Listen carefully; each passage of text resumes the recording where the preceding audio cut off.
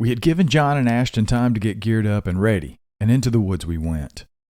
We quickly made it to the water, and Henry went on and told us where he had sat and reminisced about the memories he and his boys had shared there. We couldn't stay long, of course. Whatever it was that howled didn't seem too far away from our house. "Have you guys ever thought about setting up camp here and staying overnight?" Henry asked. My boys and I did that often. We would lay out under the stars, roast marshmallows, and just talk. I think I miss those moments most of all. I don't know if I would feel comfortable setting up camp and staying out here all night, especially after our run-in with the Bigfoot and the rock escapade recently. Not to mention large, snarling, oversized dogmen. From the look on everyone's face, they shared my opinion. "You are braver than I am," John said. "No way you would catch me out here in the overnight hours." Henry laughed at that. I had a suspicion that he had experienced many things in his life, most of which wouldn't go over very well with any of us. In his time, I'm sure things were significantly different. We took Henry around everywhere that we had been. He showed us exactly where he and his sons were at when they had their encounter. I don't know what I would have done had I been in his position.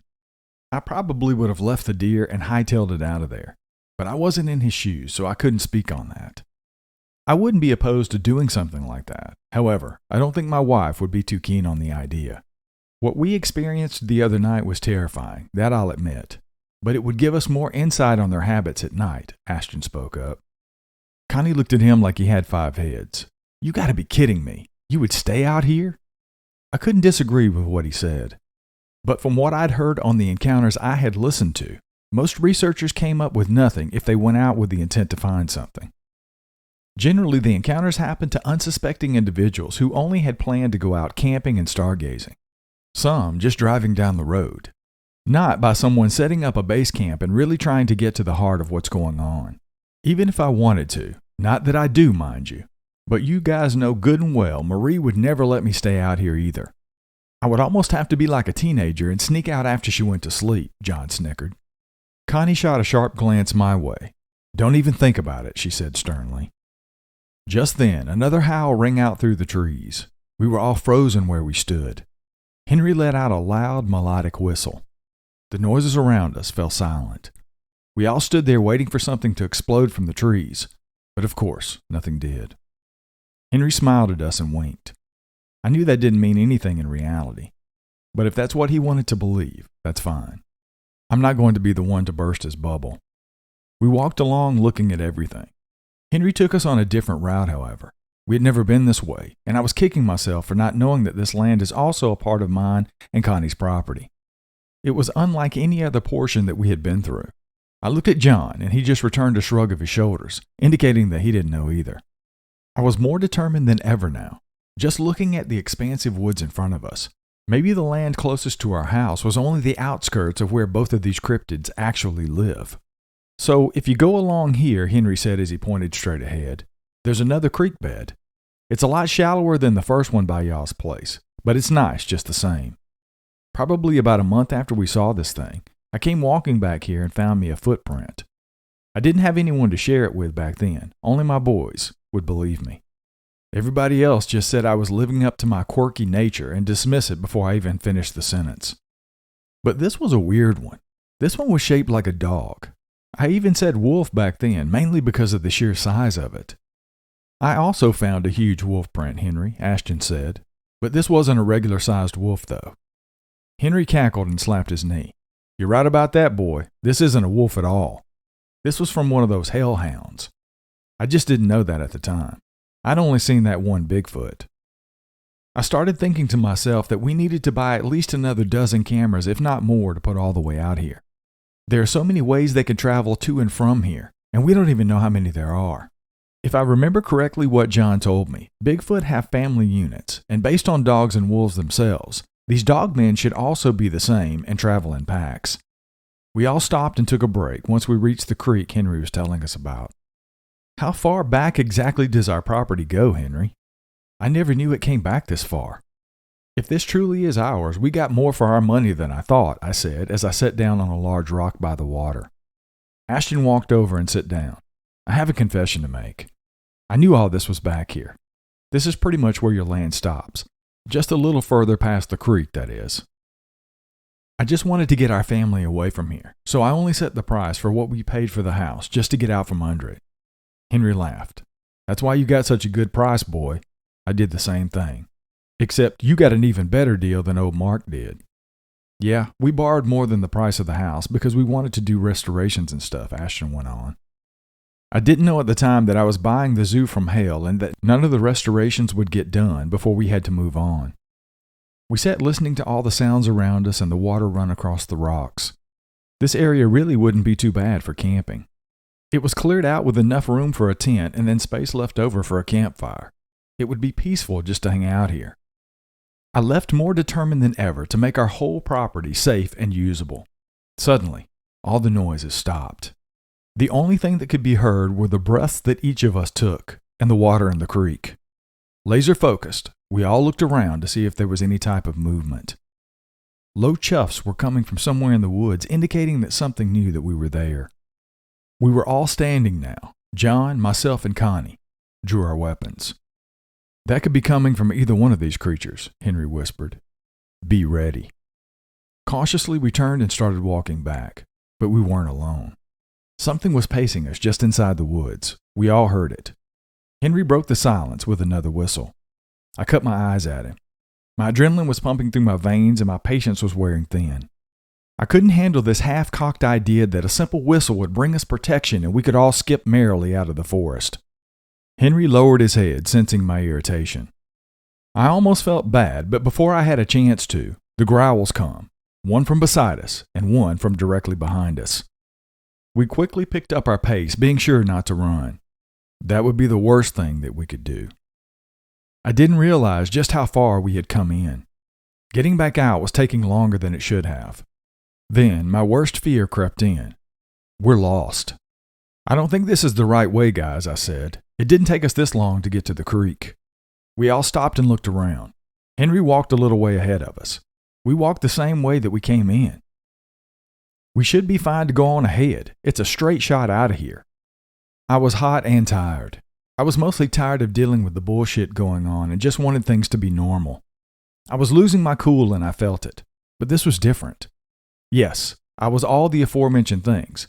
However, the anger I felt building inside of me wasn't normal. I'd never felt this way before. Hey guys, wait up, I said. I know we don't have time to talk about this, but it's important. Do any of you feel angry or confused or maybe a little disoriented? They all looked at me strangely.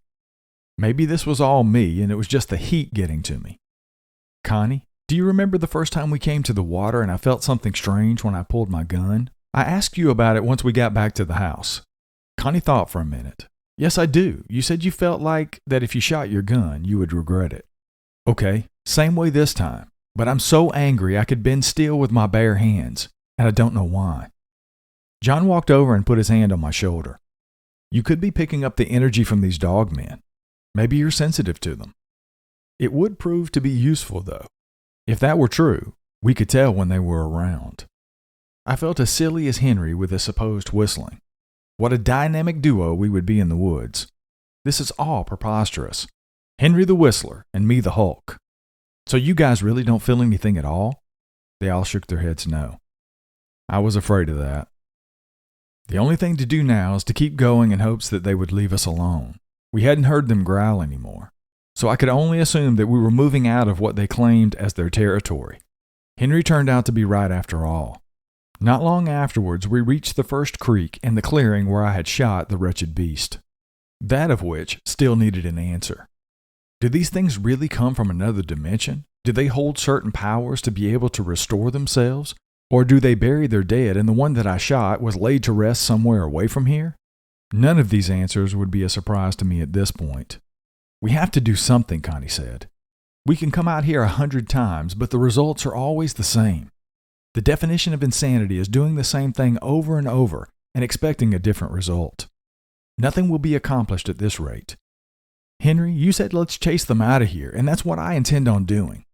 I know that you say that we ourselves can't get rid of them, but I'm tired of spinning my wheels here. Henry walked over to where Connie stood. I agree with you, little lady. Spinning our wheels won't help you and your friends and your family. I told you that only Bigfoot can get rid of them, and that's partly true. But I don't think that's the only way. In fact, I know that's not the only way. We all looked at Henry in confusion. Does he know secrets that he hasn't told us? Clearly, he knew more than he was letting on. And it was high time that we got to the bottom of this. Winter would be coming soon, and this is not something we can afford to be dealing with then. Connie and I would have to be able to hunt for meat and sustain ourselves for the colder months. We did have some animals, but I would sure love some deer meat to go along with those. So cut to the chase, Henry. I know we just met you, but you know there's more that you're not telling us. We need to know what's really going on here. All of it, I said sternly. I felt myself getting angrier than ever. Out of nowhere, my blood started boiling. Then a growl came from the distance. Why is this happening to me every time the dogmen get close? It hadn't happened at all until Henry was around. I didn't feel this when I shot that one or in the cornfield. All I felt was fear, but now everyone could see it. Henry looked at me and then at the ground. He knew. He knew exactly what was happening, and it was time to find out the truth of why. After we made it back to our house, we all sat around the kitchen table eyeing Henry. I had calmed down and I was ready to learn what was going on here. After my boys and I had that run-in with the Bigfoot, I set out to learn everything I could about them. I went into the library and checked out every book I could get my hands on. I read countless books, it seemed. I wasn't ever into the internet. Books have always been my go-to.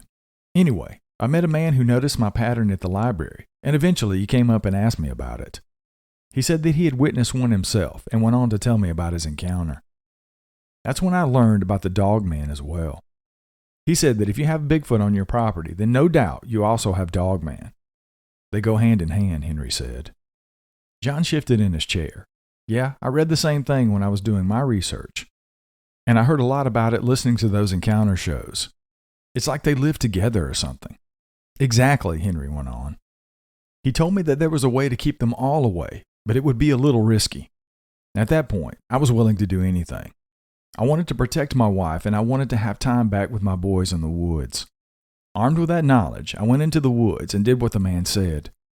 It was something I grew to regret, however. I could only assume that what Henry did was probably an act of evil unbeknownst to him at the time. This was turning into a real-life nightmare. A blood sacrifice was necessary. I did what I had to do. A fire, blood, and a couple of incantations. I wanted my family to be safe, but that man lied to me. I found that print that I told you about shortly after I did all those things. It turned out the man that I'd met didn't live far from here. He was obviously having more problems than we were. That awful deed had been done, though. I was stuck. The ritual was actually to call them in. He knew that if he could convince me to do that, it would take them off of his property and put them here in these woods. Connie gasped. Is there some way that you can take it back, though, like a reversal ceremony or something? I'm not saying I want that on our property because it's pure evil, but is it a possibility to do so these things go away? Before he had a chance to answer Connie, I interjected with a question of my own, a question that I desperately needed an answer to. Why do I get so angry when these things are around, Henry? It didn't happen in the past when John and I had our run-ins, or even when I shot one in the face, which is something else I need to ask you about. But the little time that you've been around us in these woods, I got so angry when they're around. That is a part of it, boy, don't you see? He said, visibly agitated.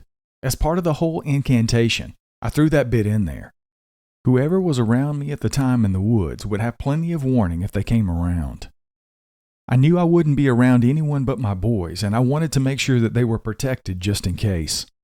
I was trying to plan ahead. Once that was done, though, as I said, it brought them here instead of protecting us from them. That dirty bastard made it impossible for us to stay. It became more dangerous over time. It changed our whole way of life. My boys went away to college, and I knew that my wife and I would have to leave. I sold this place dirt cheap. I thought that at the time, whatever was here would stay in the woods because I wasn't there to bring them out. That's why they can't break the wood line, John exclaimed loudly. Henry, you're the key to this whole thing. It was all starting to make sense. Well, as much sense as it could make. They couldn't leave the wood line because Henry wasn't there. That one did that I shot because it was obviously something more sinister that a spell could not contain. That still left the question with Bigfoot. Are the Bigfoot still controlling these beasts somehow? Because that night Connie and I were on the back deck and that Dogman reached our property. The Bigfoot yelled, and it retreated back into the woods. But why me? Why nobody else in the group? I asked. I would think that whoever was around you would feel the anger that the Dogman put off. Henry stood up and started pacing. Honest to goodness, Bud, I don't have the slightest idea. I can only assume that it's because you're the man of the house. You, in a sense, own the property, and that makes you own everything, not just the land. When y'all moved here, you took on the role that my boys and I were supposed to have. I had made that incantation foolproof for my sons. At the time, I was planning for their future here. We hadn't planned on moving, and once my wife and I had passed on, this would be theirs.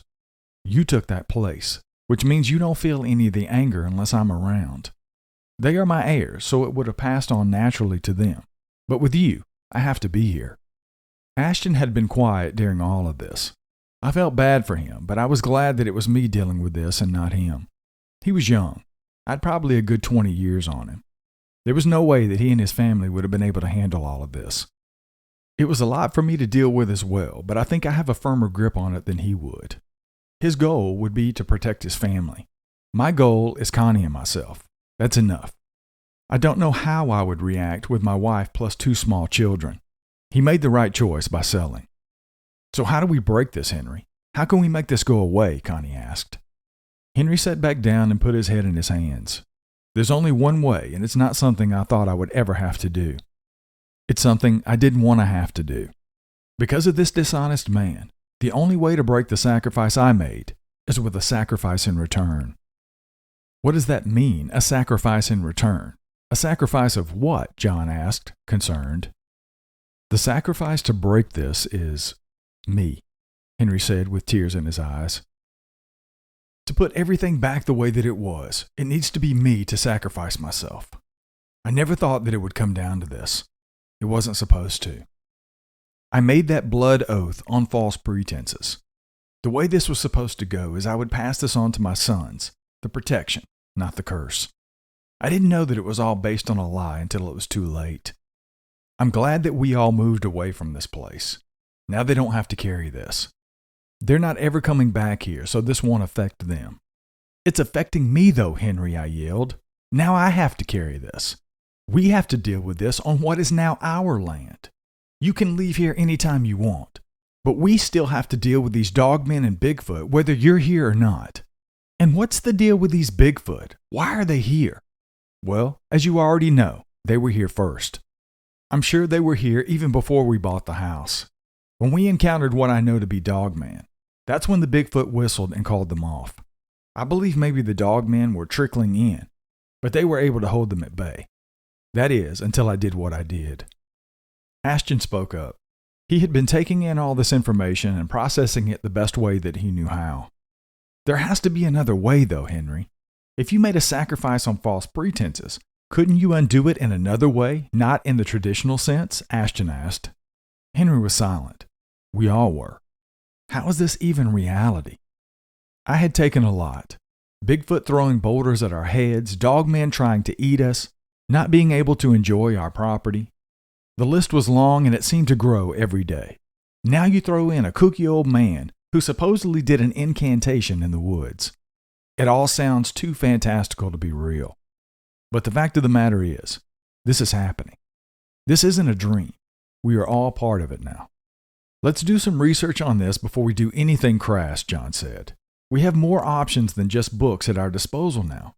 There are a lot of people who are experiencing this, and it wasn't brought to them by some ritual done in the woods. I promise you, Henry, you may have been the one to bring them here, but you didn't infest the world with them. There has to be something out there that we can find. Maybe even the ritual that you did and how to reverse it. Henry looked up at us and smiled with his crooked smile. I knew it came from a good place. I also knew that he was in a rough spot and carrying more than I think I could handle. Imagine having the weight of protecting your family, strangers, and everything out here on your shoulders. I think I too would be a little off my rocker at that point. But now we have the full story of what's happening. Now came the hard part of putting everything back together the way that it was. However that is. Connie and I had offered for Henry to stay the night. He went on to tell us that his wife had passed away some years before, and that he had not talked to either of his sons in quite a while. They graduated college and have lives of their own, and don't want any part of what they left behind.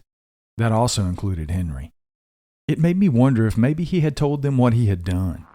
Even though it had been for their protection, maybe they just wanted to be completely separated from that. I can't say that I blame them. I did hate it for Henry, though. To go through everything he had gone through and to end up completely alone had to be the worst part of it for him, I'm sure. I couldn't say that even if we figured out how to break this spell or whatever he had done and send the Dogman away, would repair whatever had been broken between he and his sons. But at least it would lessen the weight that he had been carrying for all these years.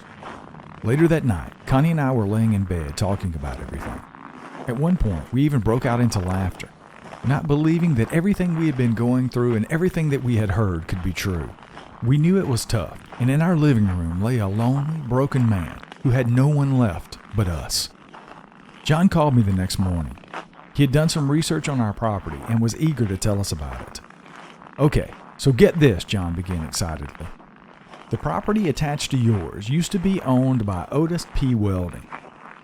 That was the man that conned Henry. According to these documents, he would be in his 70s now. I was certainly excited about that because that means he might still be alive. Maybe he can help us with Henry and what happened all those years ago. Does it say where he's at, John? Is he still alive? I could hear him pecking on his keyboard. Yeah, says he's at some retirement home. The land went up for auction once his kids moved him to where he is now. But no one was interested in it, so the county took it over. It doesn't list much about his land, but I think we all know why nobody wanted it. It was probably wrapped in so much lore and evil that no one with half a brain would take that on. So that's probably why his kids auctioned it off. Are you up for a road trip, John? I asked with a smile on my face. He's going to be our best option. We can bring Henry too. It took quite a bit of convincing for Henry to finally agree to go with John and I to see Otis. I knew that he was still carrying anger and malice for him, but I assured Henry that John and I would be there the whole time, and that Otis may hold the answer of how to get us out of the situation without him having to sacrifice himself in the process. We loaded up, and we were off to Shady Lake's retirement home. It was about an hour's drive from our place, so we had plenty of time to talk on the way. Henry told us that he didn't know too much about Otis. They weren't really friends per se. Acquaintances would be the best word for it. I can't say that I would want to be friends with someone who completely screwed me over either. At best, maybe pleasantries exchanged when in public. That's it. I saw Otis's kids shortly before my wife and I moved. They were always nice to me. I often wondered if they knew what happened. Since they grew up there, they had to have known that the Dogmen were there as well. He probably told them that he got rid of them. I guess in a sense he did, but he did that lying to me and making me take the burden to carry instead. I started wondering if coming here was a good idea after all. What if he sees Otis and charges him? That would be a headache and a half that would get us nowhere in this vicious cycle that we were in. Now, Henry, when we get there, you need to behave yourself. I know this man has done a lot of wrongdoing and he's caused you a lot of pain in your life. But to help you, we need to see if he can tell us how to reverse this without you having to sacrifice your own life. He remained quiet, but I knew that he understood. I stared out the window and wondered how Henry's life would have been had he not did what he did.